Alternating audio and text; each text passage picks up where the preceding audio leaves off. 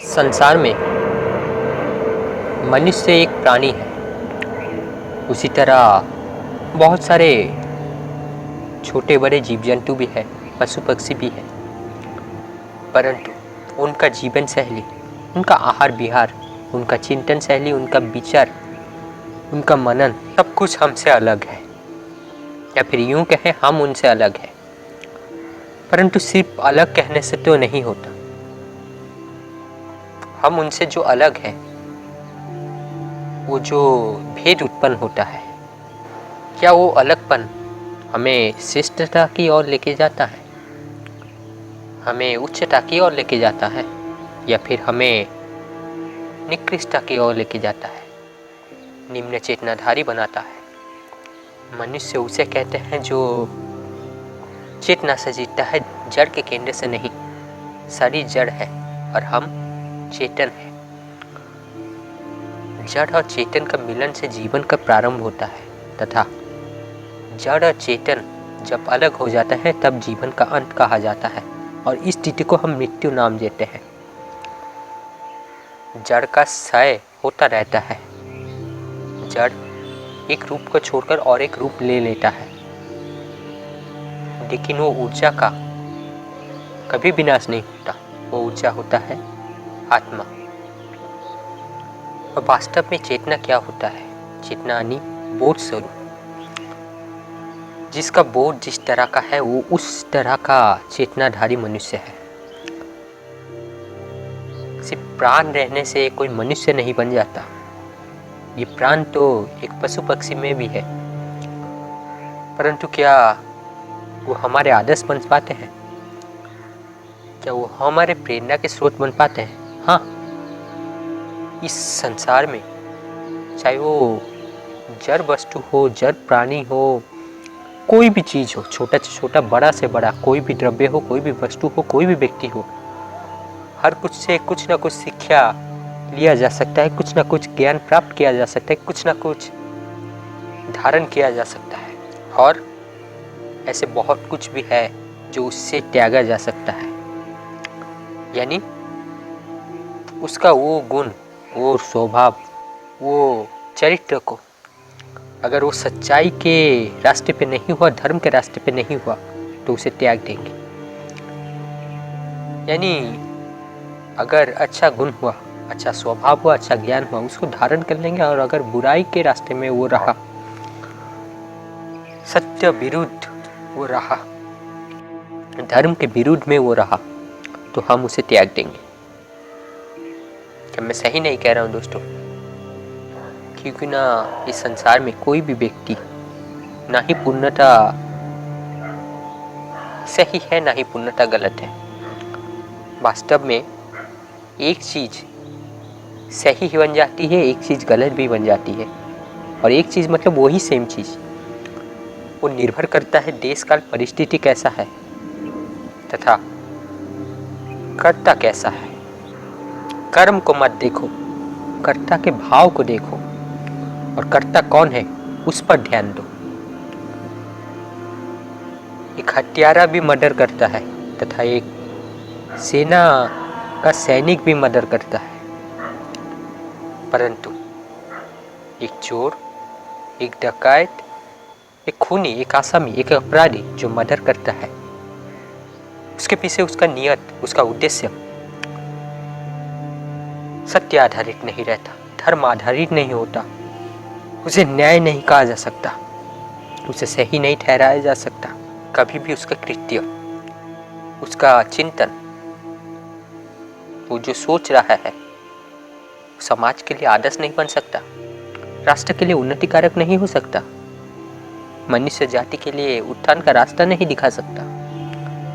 इसीलिए उसे दंडित किया जाता है, उसे अपराधी माना जाता है, उसका प्राण ले लिया जाता है। परंतु सैनिक वो उसी बंदूक से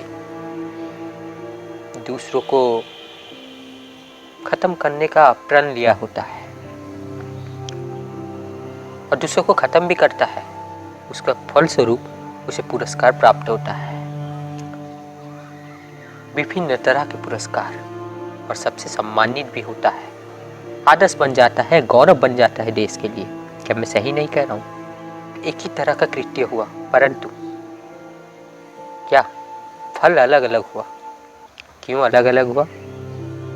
क्योंकि ना कर्ता बदल गया, और कर्ता बदलने से सिर्फ नहीं होगा। कर्ता तो वो भी था, ये भी था। कर्ता बदला, लेकिन किस तरह का बदला? वो भी तो मनुष्य था, ये भी मनुष्य था। नहीं, काल, देश काल परिस्थिति को देखो, स्थिति को देखो। एक ने बंदूक टांगी थी, दूसरों का हत्या किया था राष्ट्र की रक्षा के लिए, देश की रक्षा के लिए, धर्म की रक्षा के लिए, और दूसरा अपना स्वार्थ पूर्ति, अन्याय के रास्ते, अधर्म के राह में आगे बढ़ रहा था, अत्याचार कर रहा था। उसी लिए उसने बहुत सारे लोगों को शमशान के घाट उतार दिया। एक डॉक्टर उसी डाकू थे, ऑपरेशन करता है तथा मरीज को ठीक करता है, परंतु वही चाकू अगर किसी डकैती, किसी अपराधी के हाथों लग गया तो उससे खून खराबा मचाता है, मनुष्य का प्राण छीन लेता है।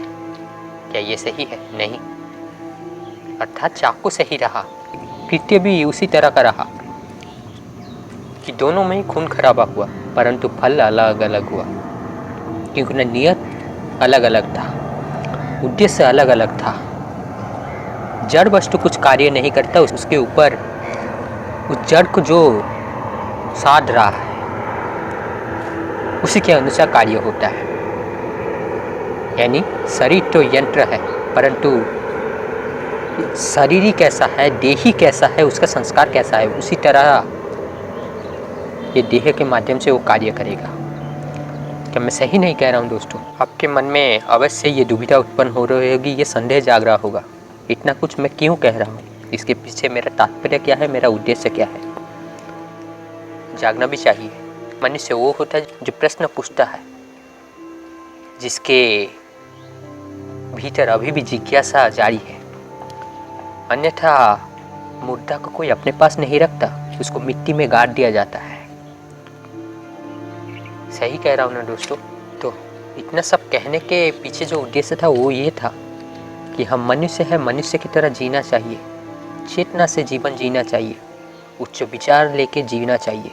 केवल देह केंद्र भाव से जड़ वस्तु की तरह जड़ाधीन होकर नहीं जीना चाहिए, अहम के वशीभूत होकर नहीं जीना चाहिए। वास्तव में अहम का मिटना ही आत्मज्ञान का जागरण होता है। पुरुषार्थ करो, परंतु वो पुरुषार्थ निष्काम होना चाहिए, सकाम युक्त नहीं। और वास्तव में हम जैसा जीवन जीते हैं, कामनाओं की पूर्ति तो कर लेते हैं, एक के बाद एक कामना जागती जाती है और उसे पूर्ति करते जाते हैं, परंतु हम अधूरे रह जाते हैं। अर्थात कामना की पूर्ति हो गई, परंतु जो कामना जिसके अंदर में जाग रहा है वो अधूरा रह गया। स्वयं अधूरे रह गए, लेकिन कामना की पूर्ति करते गए। क्या फायदा इससे? क्या मैं सही नहीं कह रहा हूँ दोस्तों? पशु कैसा जीवन जीता है? उसके पास विवेक नहीं होता, बोध नहीं होता, ज्ञान नहीं होता, इंद्रिय के स्तर में जीता है, देह के भाव रखकर जीता है। उसका परिचय ही देह होता है, उद्देश्य ही देह होता है, सब कुछ देह जो मिट्टी में मिल जाना है। हाँ, पशु का शरीर हो या अपना शरीर, स्वयं सब कुछ मिट्टी का उपज है और मिट्टी में ही मिल जाएगा। परंतु इस मिट्टी का उपज मनुष्य शरीर कि पशुतुल्य जीवन जीने के लिए, पशुतुल्य कार्य करने के लिए हुआ है? नहीं, इस जीवन को सार्थक बनाना है। कैसे? उच्चता की ओर जाने से, उच्च कर्म करने से, बड़ी चुनौतियां उठाने से। याद रखिएगा दोस्तों, सही चीज चाहे कितना भी कष्टकर हो, कितना भी बाधादायक हो, परंतु वो मन में हमेशा संतोष देता है, शांति रखता है, जीवन को सार्थक बनाता है, और सार्थक जीवन ही वास्तविक सफलता होती है। ये जरूरी नहीं कि जिसे आज आप सफलता मान रहे हो वो सार्थक जीवन भी हो, परंतु हर सार्थक जीवन सफल जीवन होता है। एक ज्ञानी मनुष्य एक विवेकी मनुष्य, एक आत्मज्ञानी मनुष्य जिसके पास बोध है, विवेक है, जो सत्य असत्य, धर्म अधर्म, न्याय अन्याय में भेदभाव कर सकता है, वो एक उच्च जीवन जिएगा। अन्यथा कहने की जरूरत नहीं, आप जान पा रहे होंगे। यदि आपके पास ज्ञान नहीं रहा, बोध नहीं रहा, विवेक नहीं रहा, यानी ये त्रिमूर्ति का संगम नहीं रहा, तो आप एक पशु के जीवन बिता रहे होंगे, जीवन काट रहे हैं, जीवन जी नहीं रहे हैं। जीने के लिए कला चाहिए और आप तो बेहोश मूर्छित होकर जी रहे हैं। वास्तव में ज्ञान आ गया तो विवेक भी आ जाएगा, बोध भी आ जाएगा। पूर्णतः जड़ासक्त होकर, ये तुच्छ चीज़ों के प्रति आसक्त होकर जीवन जीना पशु का जीवन होता है। पशु रिस्पॉन्स नहीं देता, रिएक्शन करता है, लेकिन मनुष्य को रिस्पॉन्स देना चाहिए, रिएक्ट नहीं करना चाहिए। रिस्पॉन्स में समय लगता है, थोड़ा बोध आधारित ज्ञान के केंद्र से वो होता है। ज्ञानमय बोधमय जीवन जीना चाहिए। कहाँ प्रैक्टिस्ट होना है और कितना बनावटीपन अपने जीवन में रखना है, इसका बोध होना चाहिए। पूर्णतः प्रैक्टिस्ट तो पशु होते हैं, अब पूर्णतः बनावटी हो जाएंगे वो तो और भी ज़्यादा समस्याजनक हो जाएगा। पशु के लिए गुरुवाणी कुछ महत्व नहीं रखता, उसे समझा नहीं सकता, सही रास्ते में नहीं ला सकता। सर्प को अगर आप दूध देकर ये सोच रहे हैं कि उसमें अमृत की मात्रा अधिक होगी, जो जहर है, जो विष है वो घट जाएगा, कदाचित आप भूल कर रहे हैं। क्योंकि ना सर्प दूध पान करने से उसमें उसका विष का मात्रा और अधिक होते जाता है, बल्कि अमृत का मात्रा बढ़ता नहीं। यानी सर्प जितना भी दूध पीता जाता है उतना अधिक विष और अधिक बढ़ता जाता है, उतना अधिक वो जहरीला होता जाता है। ठीक उसी प्रकार बंधुगण, इस संसार में बहुत सारे ऐसे मनुष्य हैं। कौन से मनुष्य? दुष्ट प्रवृत्ति के मनुष्य, जो अन्याय अधर्म के रास्ते में हैं। उन्हें अगर आप सही राह दिखाएंगे, सही मार्ग दिखाएंगे, सही ज्ञान देंगे, मानेंगे नहीं, वो उल्टा आपके ऊपर आरोप लगाएंगे, आप पर टिप्पणियाँ देंगे, आपके टांगे नीचे खींचेंगे। आप जिस भी क्षेत्र में जाए, न स्वयं कुछ करेंगे न आपको कुछ करने देंगे। क्या मैं सही नहीं कह रहा हूँ दोस्तों?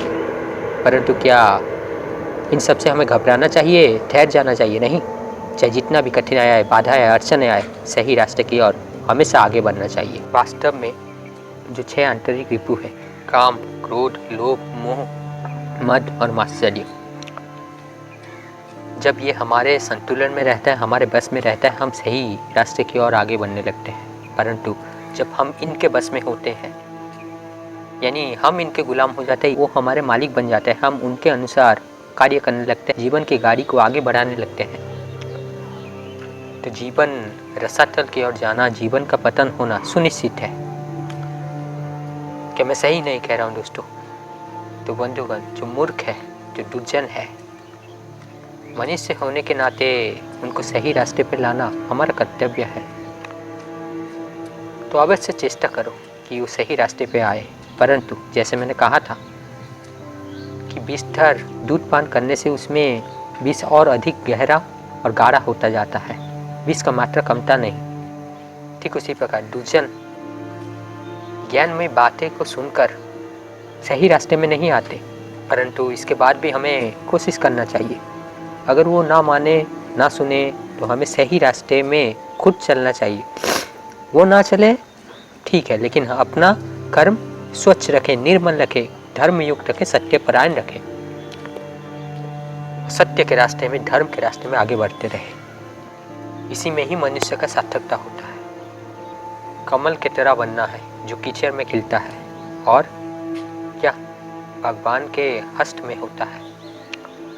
यानी इस संसार रूपी कीचड़ में तो होंगे, परंतु कीचड़ का कोई भी असर हम पर नहीं होगा, क्योंकि हमारा ज्ञान, बोध, विवेक अद्वितीय होगा, विलक्षण होगा। हम कमल की तरह होंगे। क्या मैं सही नहीं कह रहा हूँ दोस्तों?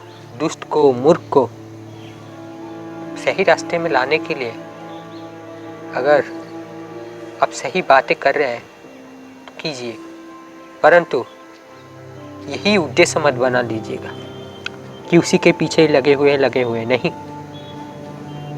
छोटे छोटे युद्ध को छोड़ते जाइए, बड़े युद्ध को देखिए। तो बंधुगण, क्या जानवरों के लिए गुरु बनी व्यर्थ है?